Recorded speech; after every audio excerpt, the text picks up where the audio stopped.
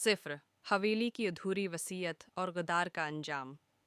सन 1945 का साल था जब बरसगीर में आज़ादी की लहरें उठ रही थीं, मगर ज़िला गुरदासपुर के एक कस्बे अबटाला में सेठ घनश्याम दास की हवेली एक गहरे राज को सीने से लगाए बैठी थी।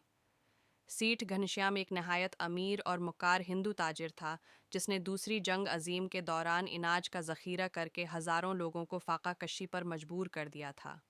सियठ की हवेली के एक कोने में एक बूढ़ा मुसलमान मुहाफिज रहीम खां रहता था, जो पिछले 40 सालों से इस खानदान की खिदमत कर रहा था। रहीम खां के पास नवाबों के ज़माने की एक ऐसी वसीयत थी जो सेठ के आबाओ अजदाद की थी, जिसके मुताबिक हवेली का एक बड़ा हिस्सा गरीबों के लिए वक्फ होना था। सेठ घनश्याम इस वसीयत को हासिल करके जलाना चाहता था, ताकि वो पूरी जायदाद पर अकेला काबिज रह सके। एक बरसात की रात सेठ ने रहीम खां को अपने दफ्तर में बुलवाया। रहीम, वो कागजात मेरे हवाले कर दो। मैं तुम्हें शहर में एक बड़ा घर और इतनी रकम दूंगा कि तुम्हारी नस्लें याद रखेंगी। सेठ ने मुकाराना मुस्कुराहट के साथ कहा। रहीम खान ने साफ इनकार कर दिया और कहा, सेठ जी, ये अमानत है और अमानत में खयानत करना मेरी फितरत में नहीं।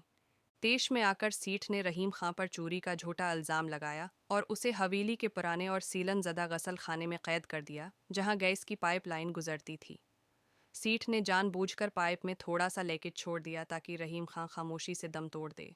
3 दिन बाद रहीम खां अल्लाह को प्यारा हो गया, मगर उसकी आखिरी पुकार थी, घनश्याम, जो दीवारें तूने बनाई हैं वही तुझे कैद करेंगी। रहीम खां की मौत के बाद सेठ ने वसीयत तो हासिल कर ली, मगर जैसे ही उसने उसे जलाने की कोशिश की, माचिस की तीली जलते ही बुझ गई।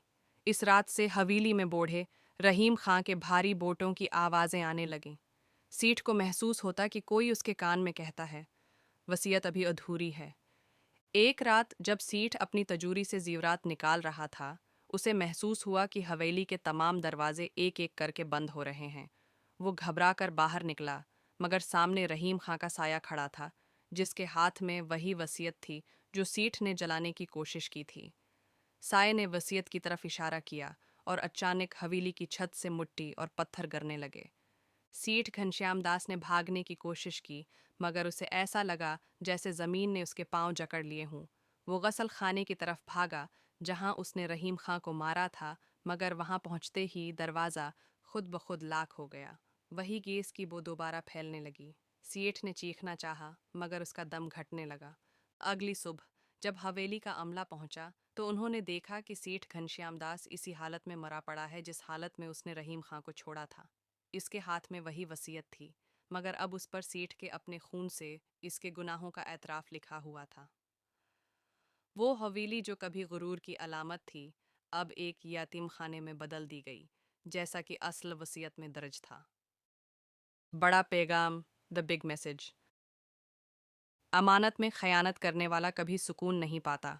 इंसान कागज़ के टुकड़े तो जला सकता है, मगर वो इस सच्चाई को नहीं मिटा सकता जो मिट्टी के ज़रे ज़रे में लिखी जा चुकी हो। जब ज़मीन पर इंसाफ करने वाले बिक जाते हैं, तो मज़लूम की रूह खुद उठकर अपना हक़ वसूल करती है। गुदारी का इंजाम हमेशा अबरतनाक होता है।